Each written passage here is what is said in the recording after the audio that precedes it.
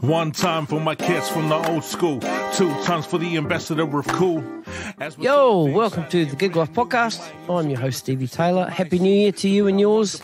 Hope you stay safe and well. Just quickly before we rip into this episode, if you dig this podcast, please leave a 5-star review in your app or wherever you listen to this podcast. Follow on Instagram and Facebook, subscribe and click on that notifications bell. There's heaps of stuff coming up, so you really don't want to miss a thing. Leave a tip or a donation if you dig.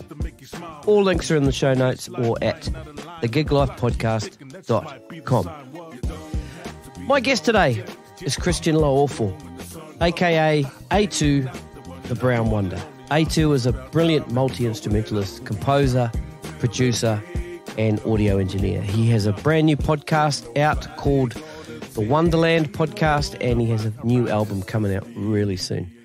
This is episode 129, and I hope you enjoy my conversation with A2, the Brown Wunda.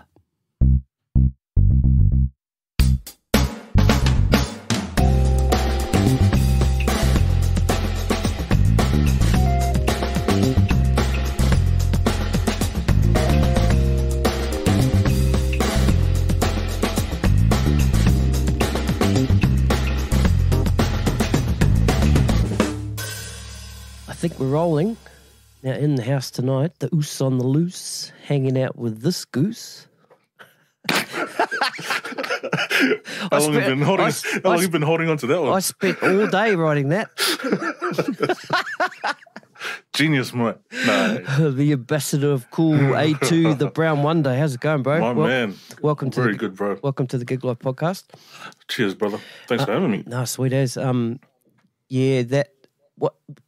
We'll talk a little bit more about your podcast a little bit later, but one thing that I need to say about that is like I've listened to your podcast and I need to up my intro game. Your intro's awesome. That was so cool, man. You're like, and I was going, was that your first episode? Nah, you sound like you've been doing that intro for years. That's years in the making, though. Okay. Just like my opening line, right? Cheers, brother. Yeah, no, awesome, man. Yeah, what's going on, bro? You're over on the northern beaches of Sydney at the moment. I'm Parramatta sort of region. Western beaches. Yeah, what's the day in the life of A2 at the moment? What's going on post Christmas, New Year's? I haven't really had a break, to be honest. Okay. Yeah, I've been pretty lucky.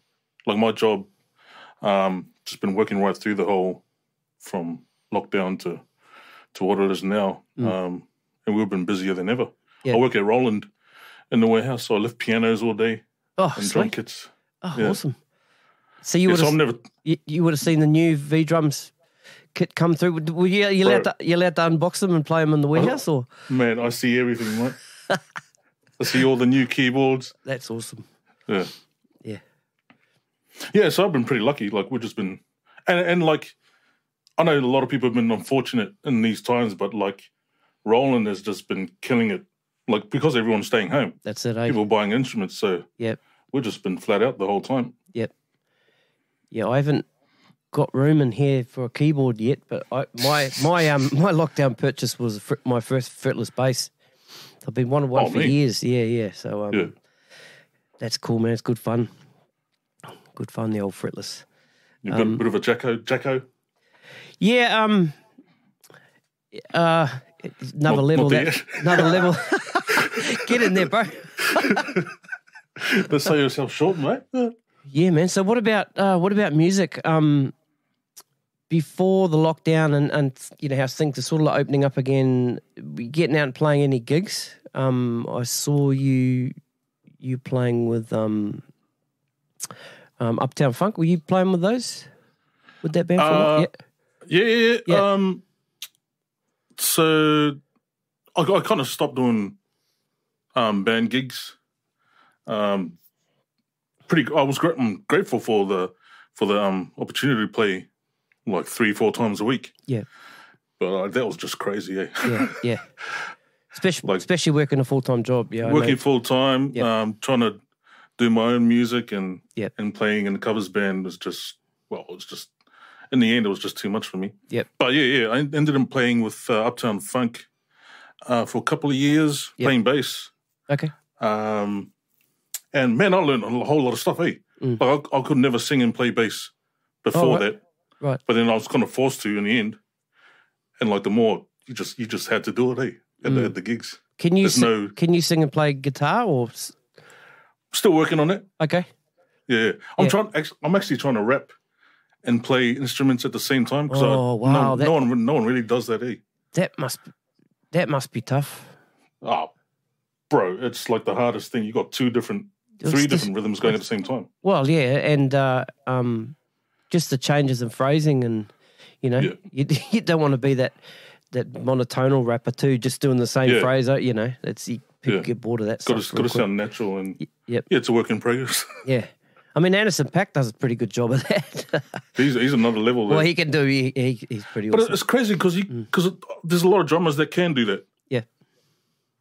I guess drummers are like used to playing different rhythms at the same time. Yep. But because I play mostly guitar and bass. Yep. That's just like I can't get my head around it. It just does my head in sometimes. But yeah, it's the kind of thing I'm working on. Yeah. You got a new album coming out soon? Yep. I've been saying that for about 4 or 5 months now. The longer I leave it, the more songs I come up with. The more unfinished songs I have. But February, March is kind of my deadline. And I do have enough material to kind of finish it. If I just knuckle down, put my head in, I can finish it. But it's time. And a whole lot of different things happening, just life in general, you know. Yeah. I understand. Get distracted. Yep. So let's roll back a little bit. So what I don't want to do is, and I'll probably end up doing it anyway by mistake. But see, let's just let you explain the premise of your podcast, the Wundaland Podcast, and then when that's explained, when we start talking about, your early days and stuff, I'll try and be a little bit conscious of not repeating what you're saying in your podcast. Do you know what I mean? Yeah, sweet. Late 2021, you brought out a podcast called the Wundaland Podcast. So tell us a little bit about that. So podcast is pretty new for me. Like, even just listening to a podcast has been pretty new experience for me. And to be honest, I'm kind of sick of listening. Well, I shouldn't say it. It's kind of sick of listening to music. I want to kind of just escape somewhere else, get information, and I've actually so I have been looking for a podcast that I want to hear. Yep. And it's more like a general kind of thing. So all the things that I love. Yep. Which music, life, my culture. Yep. Obviously food. Yep. Because you know. Oh, you need food okay. to stay alive. Just on that, the statement of the year so far is in your first podcast, and you said, "Food, because if we don't eat, we die." That's exactly right. Oh, it's like not fancy food, cheap food, whatever, quick food, fast food, slow food. Man, yeah. That's the fountain of life. Yeah. So yeah, all those kind of things, sport, and I just wanted to, because I couldn't find anything out there that has all that kind of stuff. Like a lot of podcasts, and they kind of like focus on like one avenue kind of thing. Yep. Which is cool, because then I can, like, if I want to hear this certain thing at this time, like I can just go straight to that. That's it. Which is what is handy. But for me, like I thought I'd share all those kind of things all in one podcast. Mm-hmm. And coming from a music background, well, actually, so I was working on my second album this new album, and I needed a break, like just mentally needed a break, and this podcast thing has always been in the back of my mind. Yep. I thought, oh hell, what better way to take a break than just go completely into a different direction and work on and tell other people's stories. Yep. Yeah, and like I went from just couldn't write a song or couldn't write any lyrics to just, man, when I was running up podcast ideas, man, the brainstorm just kind of like, that's cool, man. It just came out. Yeah. Because you're using like a different creative side of your mind, I guess. And you have a different objective, different goal. So yeah, and then I just started. I already had the song Wundaland from my first album. I thought I'd remix that. So I remixed that for the intro and decided I want to just call it Wundaland, keep the brand going. Yeah. And then, well, here I am now. Like, damn. It's been a real good experience for me. It's been like therapy for me. Oh, that's great. Just talking. I don't get to talk very often. Yeah. It's definitely cathartic, that's for sure. And you, you just learn so much from other people. You know, that's the biggest thing I get out of doing this podcast. And you mentioned before about you got sick or you don't like listening to music. Yeah, I was a little bit like that too, and I had a hard time trying to find new music to listen to. But since I've been doing this podcast, I'm kind of, I won't say forced, but for example, when I knew I was going to be talking to you, I listened to your Kilograms album, which I probably wouldn't have seen because I haven't seen that advertised too much. Good.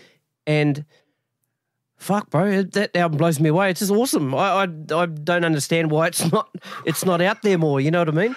And it's with the different guests that I have. You know, I go back and go and find their albums, and I'm listening to their music, and it's just made me love so many more artists. You know what I mean? It's really, really, really cool thing about this podcast. And that's the cool thing about discovering new music. You have a new found love for it, and you're kind of refreshed and you're reset your mind, and now you're kind of just keen to listen to new stuff. Yeah, because So the reason I got you to talk about your podcast there is because like very early on, or your first episode, you talk a little bit about your like a really short snippet of your life up to now, and so I thought we will roll back and maybe dive a little bit deeper into some of that stuff, or get you to don't have to get too deep, but for a start, like you're from Wellington in New Zealand, Porirua. I'm from Masterton, which is in the Wairarapa, just over the Rimatukas. When I was listening to you telling your story and how you ended up here in Sydney, Australia, our stories are very, very much the same. I'm a little bit older than you. I came here in December '94, and I was 19, and you came in 1995, and you were 15. 15, yeah. Yeah, and likewise, my father had come over here first to sort of set up shop, get a job, get somewhere to live, and then myself, my mother, and my brother came over. The difference is I didn't get to go to school. My younger brother did. He got to do a couple of years at school, and it was just straight into work for me. And you also mentioned the culture shock, and it was massive, bro, because for one, I'd never been in an airplane. Yeah, right. So flying over here was one thing. Walking out the Sydney terminal doors, like when we left Wellington, and like you said, windy Wellington, I had a jumper on, I had jeans on when I left.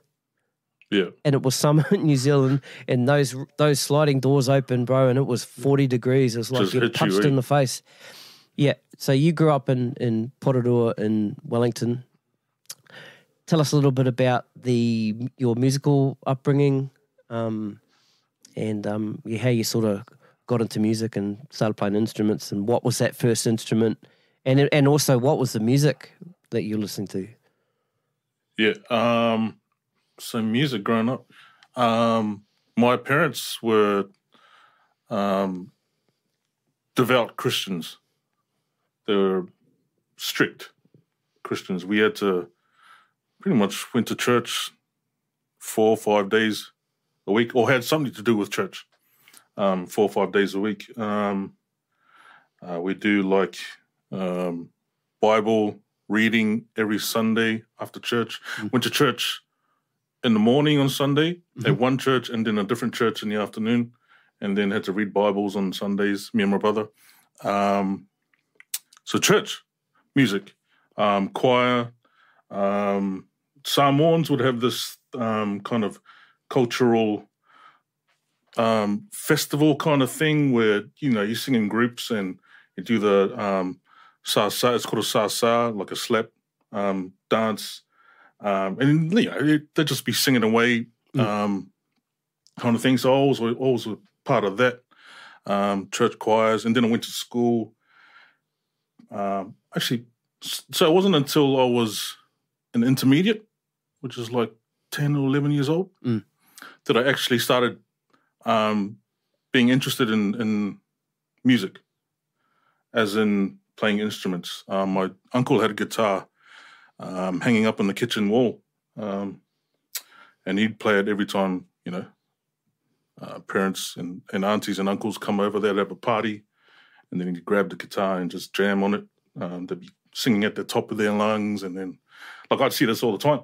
And then, that guitar on the wall, I always wanted to touch it, But it took me ages to even have the balls to go and take it off the wall. Were you allowed, though? Did Uncle say, you just grab it, boy? No, he never said that. He never said anything? He never said anything. It was it's like a relic. You know how you see things on the wall and then you say, well, I shouldn't be touching that kind of thing. Yeah, okay. So no one was home one time and I just grabbed the guitar. Yeah. And I remembered the shape that he had his fingers in. Yeah. It was a D chord, and then I tried it, put the fingers on the strings, and then strummed it, and that was like the moment, that just opened up everything, because I could hear the chord. I actually played a chord. So, still couldn't play actual songs yet, but just the fact that I did that was, now I think back to that was life-changing. So, and then I got together with some guys at school, started a band, just playing Jackson 5 kind of things. Started playing Wonderful Tonight and Wipeout, all the usual stuff.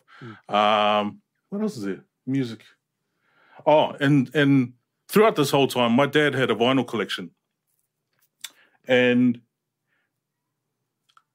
his vinyl collection was kind of eclectic. It's not your... People would think that I was listening to, all the Motown stuff or, all that kind of black music. But he had Neil Diamond, Bruce Springsteen and E Street Band vinyl, Barbra Streisand. So I grew up literally with a wide variety of music, listening to eclectic. And because it was vinyl, I'd open it up, read it. And then I think that's where my fascination with the production side, the studio side of music came in. Just opening it up and reading it. And some of those vinyls had behind-the-scenes photos in the studio. Yeah, right. And they always look cool to me. Yeah. And they're always dressed to the nines, Yeah. Yeah. Like the shirts and iron slacks with the seam down the middle, leaning over that massive Neve desk or across the across the tape machine or something like that. Yeah, cigarettes. Yeah. Well, some people still do that. Anyway, and so my music upbringing was just so vast and wide that to the point where I'm confused. Right. I wanted to play guitar, I wanted to play bass, I wanted to play piano. My first lessons in instrument was at piano lessons. I hated it. I didn't want to go to piano lessons. All the cool guys were going to guitar lessons, but here I am, piano lessons. Yeah. But Yeah, that was the same with me. Piano. I started on piano, and it was around that same time as you too. I was first form intermediate, and I went into Decca. Remember Decca? The store Decca. Yeah, the store. Yeah. Yeah, it was around Christmas time, and there was this piano song playing over the loudspeaker, and I said to my mum, "Can you go and ask the lady who this is?" And so she went and asked, and they had the cassette tape sitting on the thing, and it was Piano by Candlelight by a New Zealand pianist called Carl Doy, and he just played covers, right? But it was just incredible. And then from that moment on, I wanted to play piano. And then another time I was walking down the street. I wasn't actually playing at that stage, but I was walking down the street, and our local music store had the guitar in the window. Yeah, and I went, oh, piano and awesome, so so then I went and got piano lessons with this old lady called Mrs. Gold, and she had this grand piano inside her, tiny wee little flat, Yeah. And I was amazed how she got the piano in there. It's almost like they put the piano on the floor and then built the house around it. Yeah. But yeah, it was piano for me. I liked it, but then she was a little bit too. She had a ruler, man, and if my technique on my fingers was a bit off, whack. Yeah, well, she smacked me, So I got over that. Yeah, me. Yeah. Yeah. Sorry, Bo. Back to you. We also. Yeah. Oh, actually, can we go back to the church?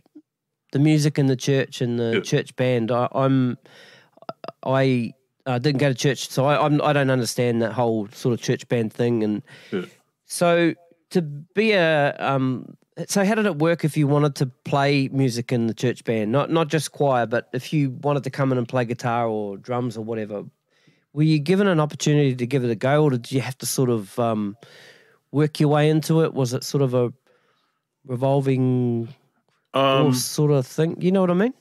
Or was there the set guys that were there, and you just had to sort of sit and watch until you were sort of up to speed type thing? No, it wasn't like a Pentecostal church. It was Catholic church. So we weren't playing like a you didn't have to have chops or anything. No, I'm not talking about the whole gospel chop thing. That's yeah.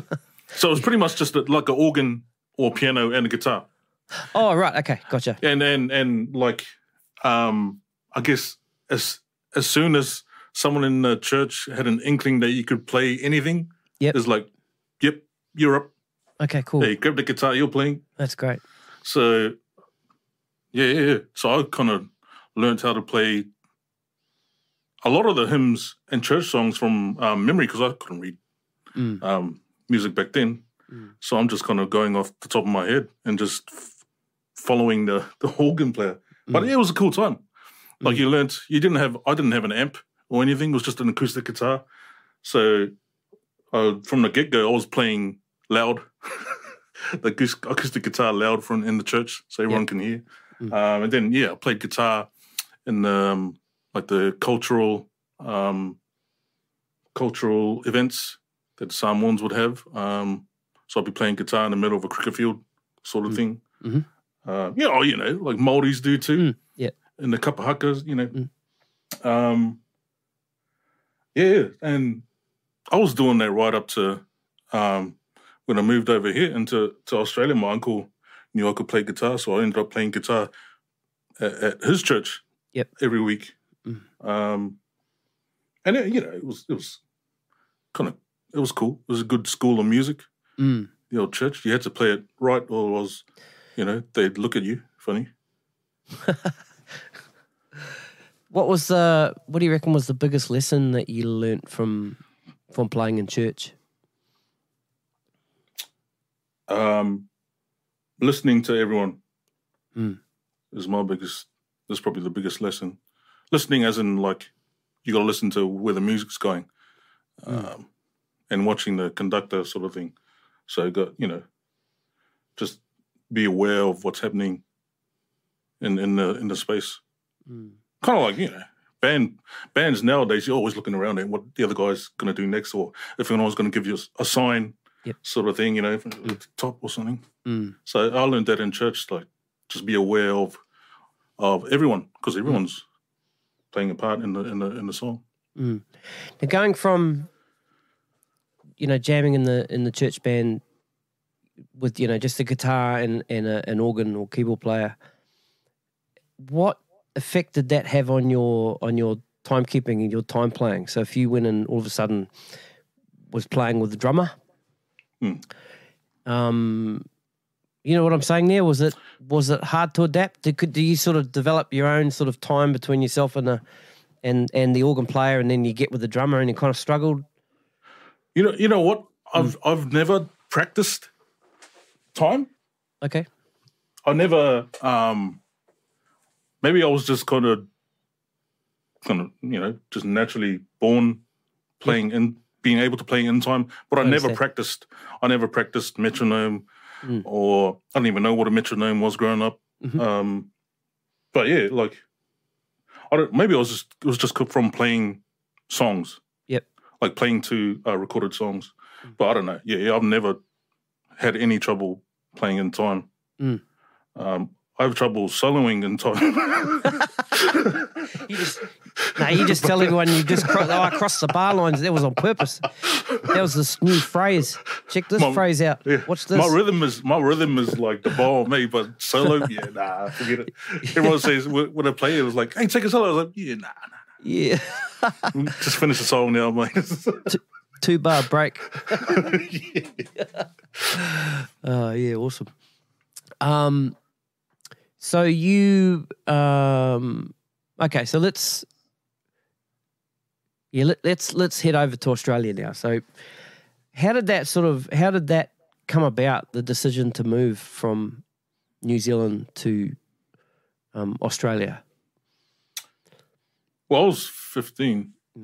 I don't even know like how my parents decided to move. I don't even remember them deciding. Yep. Or even telling us that we're moving over. All I remember is my dad going to Australia. I had family here. Like I had cousins. Yep. But yeah, like just pretty much one day my dad flew over here and my mum got a car, started driving. She never used to drive. So like it was a big change for all of us. I think, and he went over maybe a year to work and sort out a school for us boys, and a place to stay. It was like pretty sudden how it all happened. Like I wasn't aware of what was happening. I was 15, and my parents, kind of growing up, my dad wasn't the one kind of guy that would tell you what's happening in life. Yep. The experience for me was, I think we kind of knew we were coming over, and my dad was, we'd had a family business and we lost that, and then we were sort of struggling for work, and then one day, because I've got aunties and uncles over here too, and my grandmother had been over here in Sydney for a holiday, and she went back to New Zealand, and my dad was looking through the newspaper and the classifieds, and he saw an ad for a job, workshop manager in his trade. So he the next day just rang this fella up and said, look, I'm in New Zealand, can I come over for an interview? And the guy goes, yeah. Well. So he took a bit of a chance and came over and did the interview and got the job, but he had to, come over here and work on probation. So that's why he came and did it by himself. And then when we moved over, it was like, okay, we're moving to Australia. To me, it was like me and my little brother was like, oh, cool, we're going on holiday to Australia because we hadn't been anywhere before. Yeah. And that's how it was for the first sort of 6 months, and then the novelty of it all sort of wore off, and then next thing you know was that the whole culture shock thing came, and and I wasn't at school, I was just working, and it was full on until you realise, oh shit, I'm in a different part of the world. Like this is it. That's it. This is it now. Yeah. Well, was there any stage there where you felt sort of homesick or felt like you wanted to go back? Because it happened to me. Probably about 6-8 months in, I was over it. I think I just missed the people who I grew up with. Yep. But like the culture shock thing, I didn't actually know I was feeling that. Yeah. Like I didn't realize I was going through that until that's what I went through like a few years ago. Okay. And then I realized, oh hell, yeah. Those are sort of that's what I was feeling at the time. So because I didn't know that that's what I was actually feeling, I was like just confused, pretty much. Right. Didn't know what to do. And like hell, this is it. Like I'm here. This is it. So I was just kind of drifting. I went from New Zealand, I was like, top student, getting good grades, to come in here and I'm like at the bottom of the class kind of thing, because I'm just like lost. Not lost in, just like confused. And it's kind of hard to explain, eh? That just reminded me of something in your episode, in your introduction episode, when you're talking about when you're at doing the sound engineering course, and then you were sort of sitting up the back of the class and not sort of focusing, and then going to eat your lunch in the toilet and that kind of thing. The whole introvert sort of thing. Yeah. You think it was that? I think that was pretty much a turning point. Moving here, I've always been like I know I've always been someone who kind of kept to myself, never really talked. But like you get me amongst friends, and then I'm like, just my pants are on fire when I'm with my friends.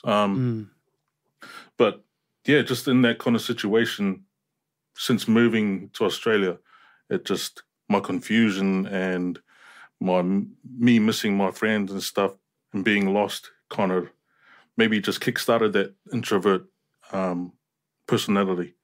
And like again, like introvert, like that feeling, I didn't know that's what I was feeling. Like I didn't know anything about what's the word, like introvertism. I'm not sure. Introvert. No. So the whole JMC Academy thing, for a year, from the get-go, it was like I wanted to be there, but I didn't want to be around all these people. So I'd just sit at the back. I wouldn't even like open the textbook. I'd just be sitting there, lecturers talking, everyone's discussing things. And like I learned stuff. Look, it's not that I'm not listening. It's just I just don't want to be around these people.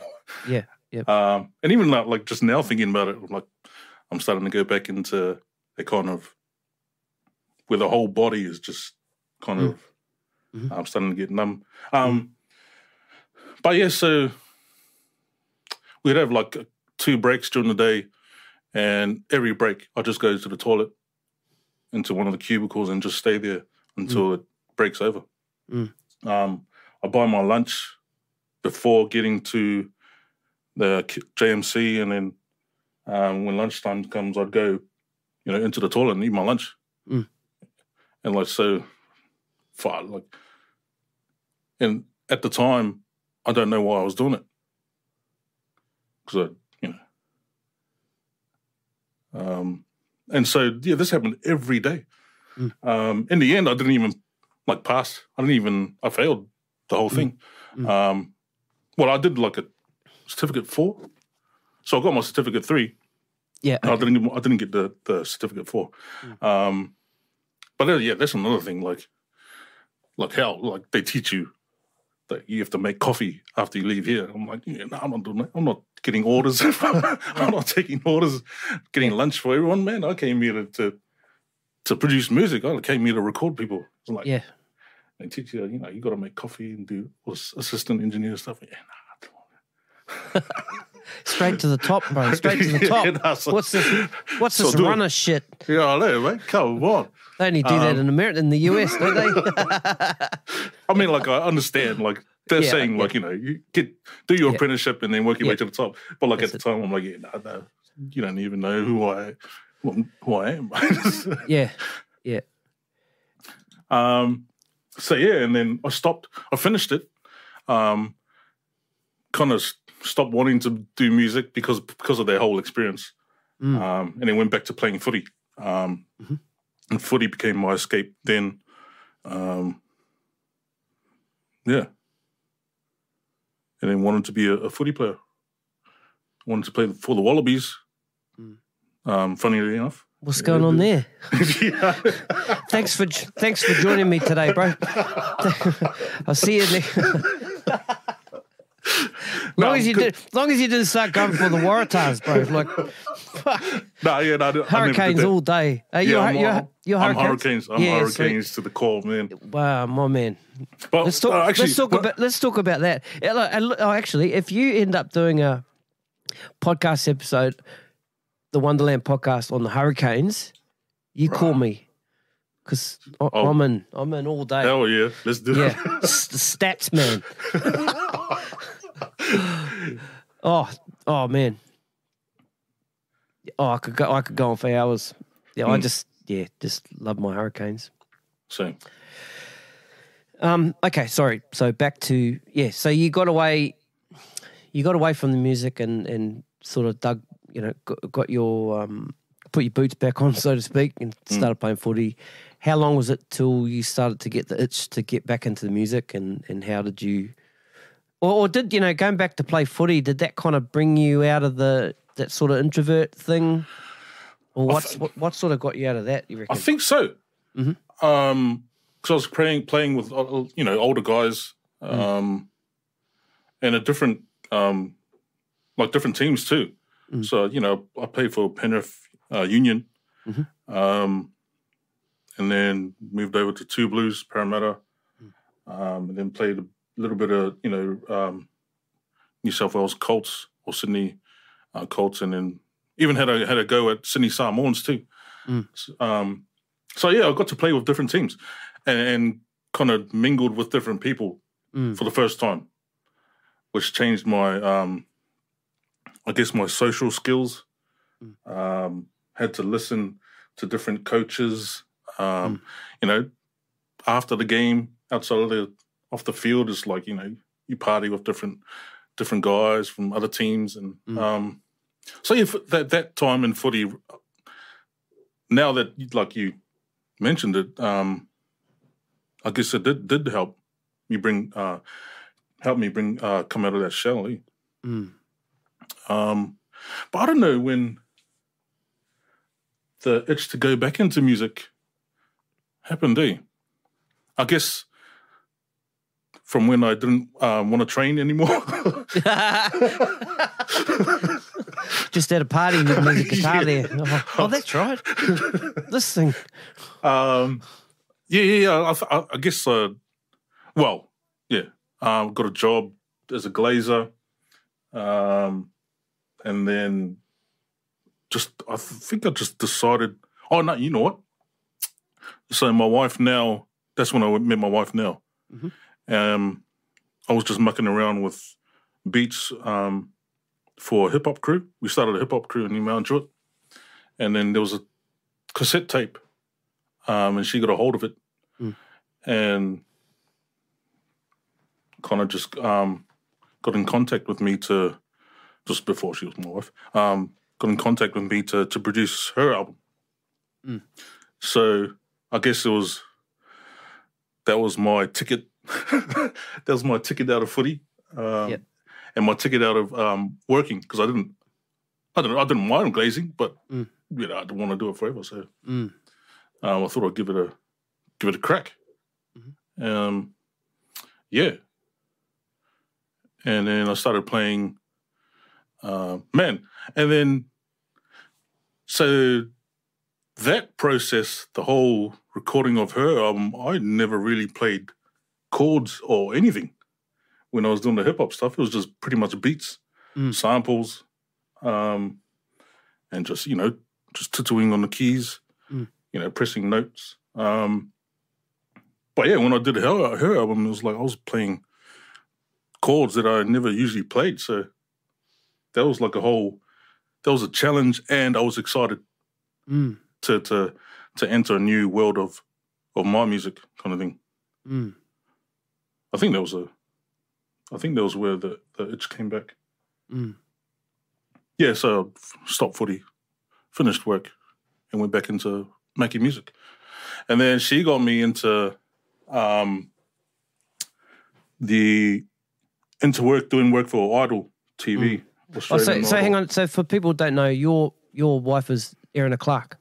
Yeah. And if you're a New Zealander, you'll know who Erina Clark is. She's awesome.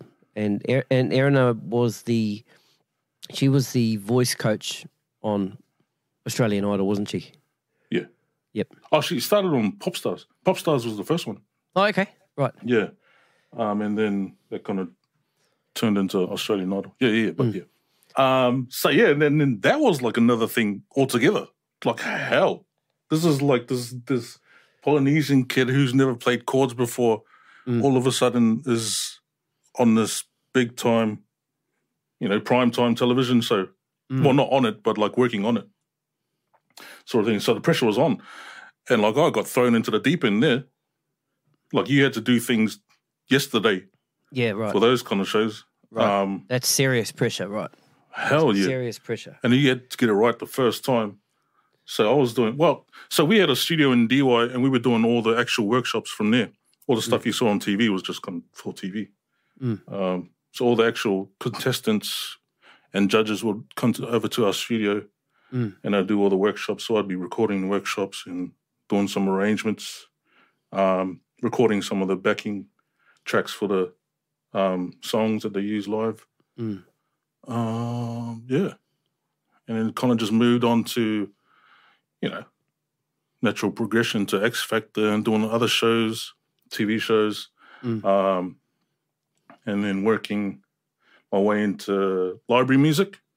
So I got a gig with Warner Chappell Production.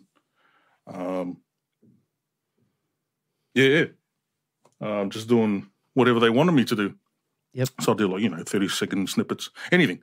And then they shop it out to TV, movies, radio, jingles, anything. Right. Phone, hold. Yep. Sort of thing. So just on that then, because I know I've talked to people on the podcast before that are involved in that whole sort of sound library stuff. Yeah. And so when you're working for Sony, were you just sort of working for them as an employee? And if say for example, you did a snippet or whatever, and that hit and that got on a top show, I know a couple of guys that's happened to, and they've got royalties for that, and that stuff's still coming. Yeah. Were you in that kind of position? You don't have to talk about that if you don't want to, but I never got a TV theme. But I have some of my stuff's been on Judge Judy. Cool. Sometimes I go. One time I was in a hotel. I turned the TV on, and there was this real estate program, like one of those English cottage places that just went onto their channel, and one of my songs was playing on that. A lot of reality shows. I had a song that was used by a wrestler, his entrance thing once. So that was pretty cool. Yeah. Like, damn, wow, I love wrestling. And there's this guy, what was his name? Caprice Coleman or something like that. He was no rock, but he still used my song as his entrance theme. That was pretty cool. That's cool. That's awesome. Yeah. And that's cool. That answers that question. So just going back to when you would have the contestants and the judges coming into your studio that you had there in DY. So did they help you sort of set up the studio a certain way, or did you know what to expect when they were going to be coming in to do these sessions? in regards to what gear you needed or that you had, or did you have to sort of upscale? Did they help you upscale, or was it just you just did what you had to do with what you had? Yeah, we pretty much did what we had to do. We had it set up previously before that to do my stuff and to do Erina's vocal coaching outside of like TV. So she did private lessons too. So it was already kind of set up that way. And then just the whole TV thing was a pretty easy transition. It was more just, you know, on a personnel level, like you got it. It was just sleepless nights. Yeah, but it was cool. It was a good experience. Hell yeah, it was a real good experience. Would I do it all over again? Hell yeah. Yeah? Yeah, man. Look, I had fun and learnt so much stuff. And do you think that pressure brought the best out of you, or? Yeah, bro. Yep. Yeah. And like, I learned so much stuff. I worked with John Foreman, who was the MD on Idol, with Chong Lim on a couple of albums with Sony. So it was like, I'm like learning from, you know, these veterans, these pros. You know, I'll get stuff wrong. Like I import files at the wrong frequency, bit rate. Yeah, so I've done that too. I lost a job, Channel 7 job, doing that. We won't get into that. You know, you learn from mistakes. So it was all like higher and faster than it was meant to be. They were like, what the fuck? Yeah. Oh, man. But it was, the whole thing was a good experience. Like I would do it all over again. Yeah, that's cool. If is there any sort of opportunities for that stuff these days? I suppose the TV works pretty close shop. I guess they've. Well, it's only like The Voice now. As far as reality shows, I guess. Yeah, but I heard Idol was coming back. Australian Idol was coming back. I've been hearing that from the year it stopped. Oh, okay. So you'll be waiting in another 10 years for that one. I don't know. While you were, I guess maybe you wouldn't have had time to do it, but were you playing in bands and that kind of stuff around that time, or was this just no? I never played. I never played live then. Okay. Not because not because that I couldn't. I think at the time, not because of time constraints, but I think I wasn't comfortable playing live. Okay, so was that's the introvert thing? Yeah. Okay. Well, yeah. Yep. I don't even know. I didn't start playing cover gigs live till this Uptown Funk thing, which was 2 or 3 years ago. And that was pretty much my first covers gig. Okay. Because I remember it, I was nervous as hell. I was sweating. My hands were shaking. Different kind of pressure, eh? It's different. I was asking around for some Valium. That's how bad it was. Like, I didn't even want to drink. Like, man, give me some of the heavy stuff. I was so nervous because I had learned the songs. Like, I may have overlearned the songs. Yeah. And put the pressure on myself because it ended up being a cool gig. Yeah. And fun. But, like, that first gig, I remember it like it was yesterday. Yeah. Just, I don't want to go through that feeling again. Just nerves. Just the nerves are just crazy with me. Yeah. And then ended up playing 3-4 times a week, which is cool. Now I just do duo stuff. Me and Ashley, my stepdaughter, we just do duos. I come out of retirement every month. Just Do you still get nervous? Or are you pretty cool now? No, not at the duo gigs. Okay. Because now it's like I don't mind if I play something wrong now. I just kind of go with it. It's just now it's just a jam. Like I play songs different every time now, Mm-hmm. and I'm happy. I'm cool with that. Mm. Yeah, no, I don't get nervous at gigs anymore.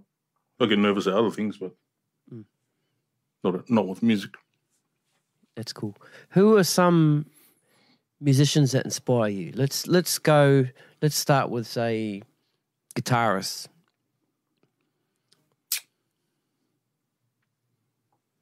That's hard, eh? Mm. You know what? One of the earliest guitarists that I grew up listening to was Chet Atkins. Really? Right. There's another one. My dad had a record of him when I was growing up. Yep. So I used to listen to him all the time. And I still watch his videos now.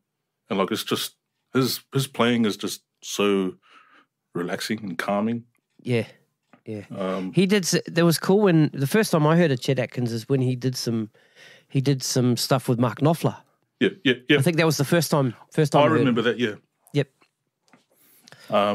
So one of them would definitely be Chet Atkins. I can't really think of. I've never been like one of those solo guitarists, say like the big solo sounding guys like Steve Vai or like those guys. I get you. Yeah. I'm more of a kind of just love to chill and listen to kick back to kind of chill. Yeah, I gotcha. Musicians. Yeah, gotcha. So but I mean, yeah, we've all got them. We've all got those inspirational players that give us something that other players don't. You know what I mean? I guess, well, just thinking now, like George Benson. I saw him live. He was playing here in Sydney with Marcus Miller. I think Marcus Miller was in the band too. Yeah, right. Yeah, bro, the guy's a freak. Yeah. And then he starts singing. I was like, oh, hell. Come on, man. Yeah. So, yeah, I guess Chet Atkins and George Benson. Yeah, cool. Now, what about bass players? Bass players? Damn. You know, I don't have a favorite bass player. Because I don't listen to music because of the bass player, eh? Funnily enough. I guess, you know, I like listening to Jacko. I like listening to, like, the heavy funk stuff. You know, Larry Graham. Yep. Brothers Johnson. Yeah, Marcus Miller, obviously. Marcus Miller. There's just too many. There's actually too many bass players. Yeah. That just hold the bottom end. It's crazy. Yeah. Yep. Who's the Mark King? Mark King, 42. yeah. Bro, I was just about to say him. Level 42. In Masterton, there was a group of bass players that sort of brought that music into Masterton. Yeah. And the first time I ever heard Running in the Family was a live version. It was one of these fellas in my town playing it. Yeah. And all the other bass players were like, oh, man, he can play Running in the Family. Like, you know, he's the man. You know, everyone's trying to copy him and all that sort of stuff. Yeah. And then I heard the original. And then from there, the Level 42 stuff I got into, there's an album, it's called Guaranteed, and it came out about 92, 93. And it's got Alan Holsworth playing guitar on it. Yep. And I don't know if you heard of a drummer and a piano player called Gary Husband. They're playing in Level 42, and that stuff's just awesome. But I could listen to Mark King all day. He's just, you know, there's a guy that can sing his ass off and play his ass off at the same time. Yeah. You know, just born with it, eh? Amazing. He started off as a drummer. Did you know that? Yeah. I have read a little bit on him. Yeah. But he was the best drummer in their town.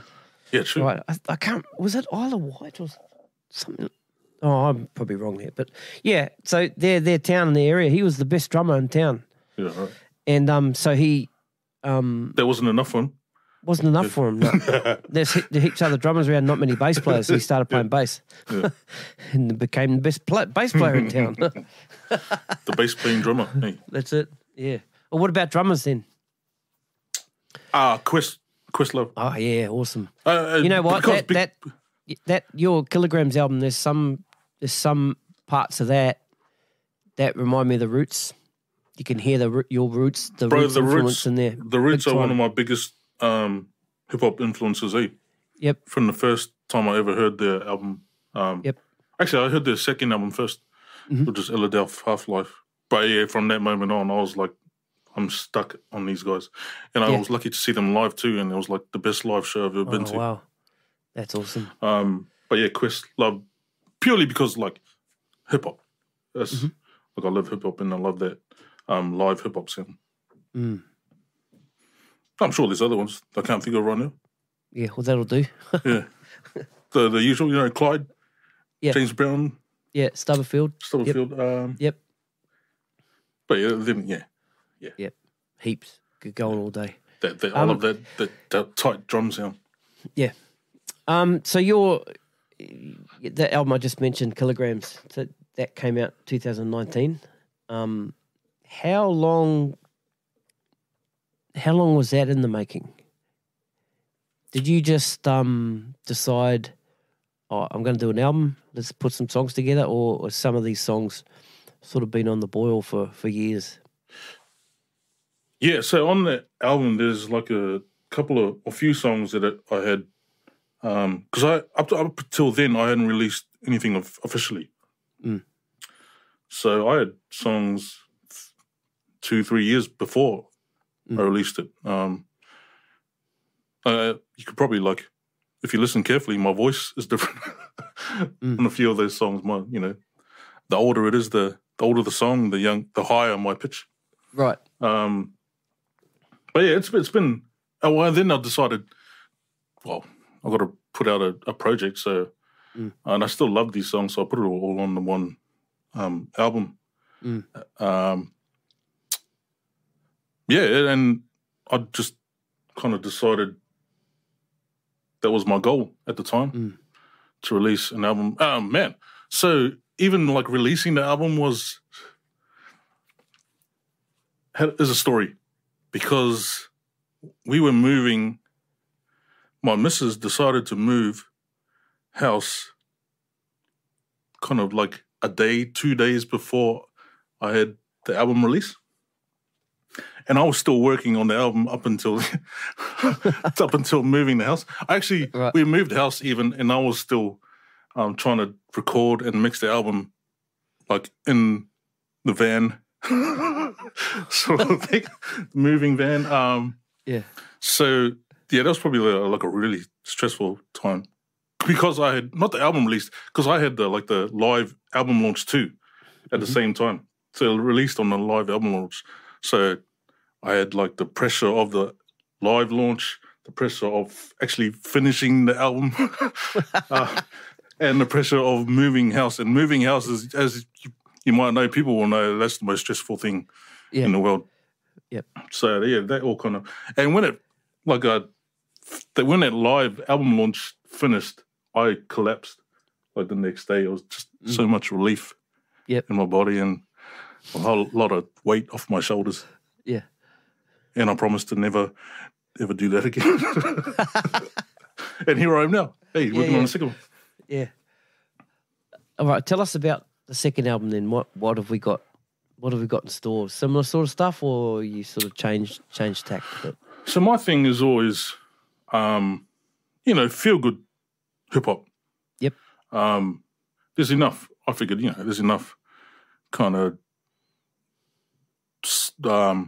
emotional, sad, street storytelling stuff out there. So, I'm naturally a kind of cheerful guy now. Well, my missus wouldn't say that, but so everything I do, I try to make it so people will feel good or some kind of happiness.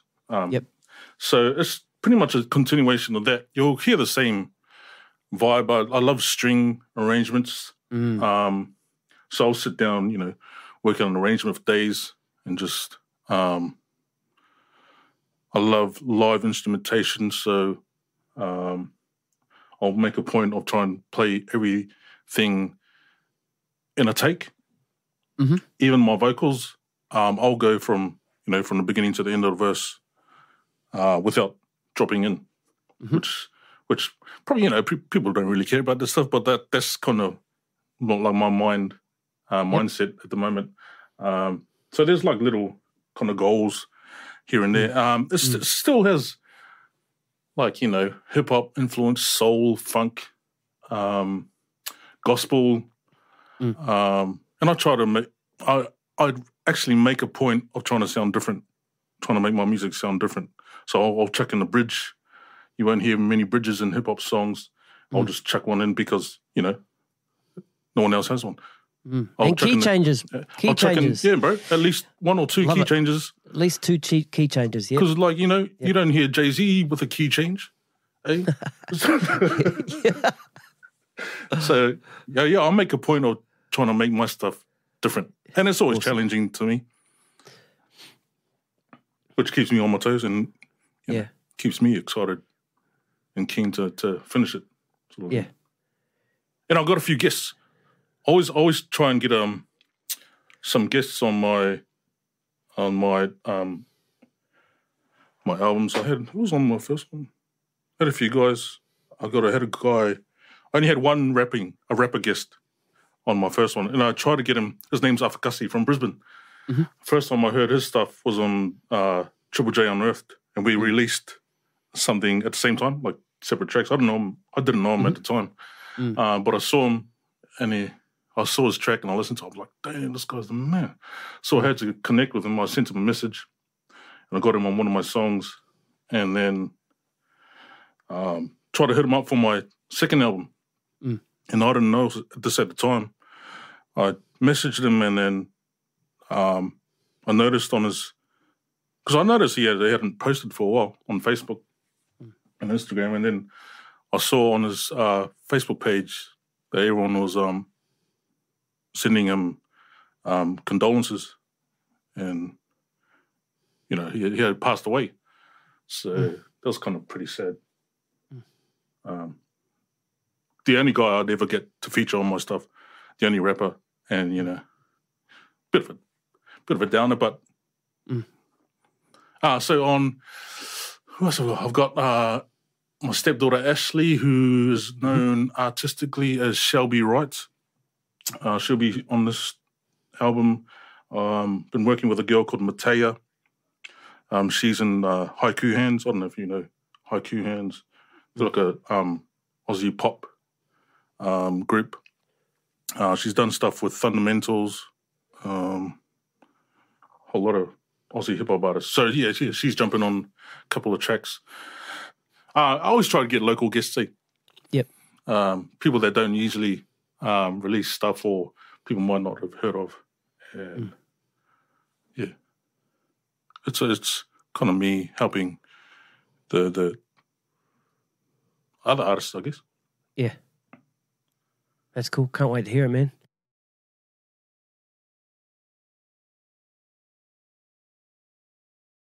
So what's the new album called? Are you allowed to say that yet, or are you waiting? Oh, yeah, no, it's called... okay, yep.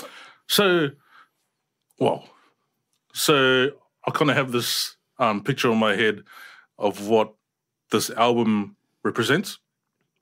Like I'm going into new territory, exploring new things. So I decided to call this album La Maravilla Marron, which is Spanish for the Brown Wunda. Oh, cool.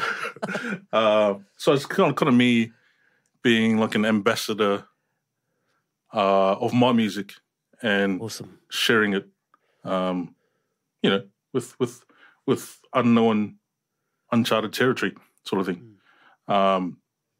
Yeah, and like I'm always interested in other people's cultures, and one of my mates from work is Peruvian, and just one day he called me La Maravilla Marron, and I'm like, bro, what was it? Bro, say it again. Can you write it down, get the spelling right? Yeah. How do you say that? Yeah, so get it to the printers. So I'm like, bro, that's my next album, La Maravilla Marron. So yeah, it kind of started from there, and even like, you know how rappers always have like a different name too. Yeah. So the Ambassador Cool kind of came from that too. That's cool, man. Yeah. So yeah. That's cool. So new album coming out soon, the Wundaland Podcast, and that's spelt Wunda, not WONDER. Where can we get the podcast? Where's it at? Podcast, you can find it on Spotify and Apple Podcasts, and Google too, I think. Yep. The Google Podcasts. Yeah. Have you got a link tree? Have you got a link tree? I do have a link tree on my Instagram. Okay, I'll put that in the show notes of this episode. So cheers, bro. Everyone go to the link tree and check out the Wundaland Podcast. It's pretty awesome. So yeah, it's all kind of like the album, the podcast. It's all kind of like part of the journey and just a step towards other goals in my life that kind of keep me going. That's great, man. Thanks for joining me today, bro. A2. Oh, can I ask where A2 came from? Oh, yeah. So, bro, that's a whole nother story. Nah, it's not much of a story. Let's go. So my actual name is Christian. Yep. What do you call it? On the birth certificate, government name. Birth is Christian Lauofo. But my parents gave me a Samoan name, which is Aitu, A-I-T-U. But like a couple of, my Aussie mates saw my name spelt out, the Aitu, and started calling me A2.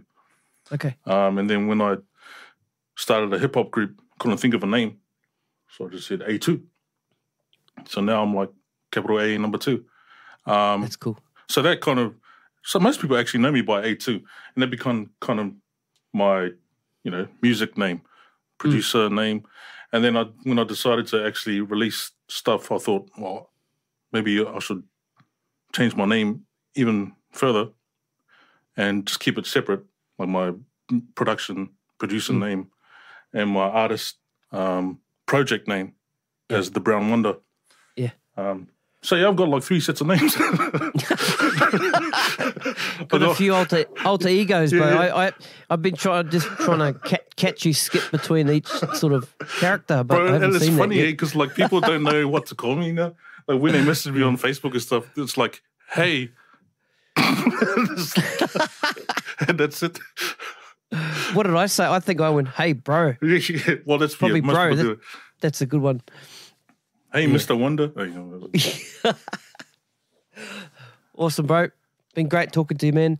Everybody check out the Wundaland Podcast and look out for A2's music. It's also on Bandcamp, so there's links to that in the show notes. Looking forward to hearing more episodes of this podcast, bro. It's piqued my interest. I'm really enjoying it, and I got to work on my intro game. No, man, likewise. I've been listening to your podcast for ages, bro. You're a veteran in the game, man. Oh, I wouldn't go that far. Nah, man, you keep doing what you do. One of the reasons I started was because you're doing it. Really? Oh, really? Oh, yeah, wow, man. I listened to your podcast like for ages before I actually had the balls to do it. Oh, thanks, bro. That's cool, man. And like, you got like so many. You got some legends on your podcast, man. Yeah, been lucky, man. And now I got another one on, so that's cool. Oh, my man. My man. Cheers, brother. Awesome, bro. Take care of yourself, and I'll catch up with you soon. Cheers. All right, later, bro.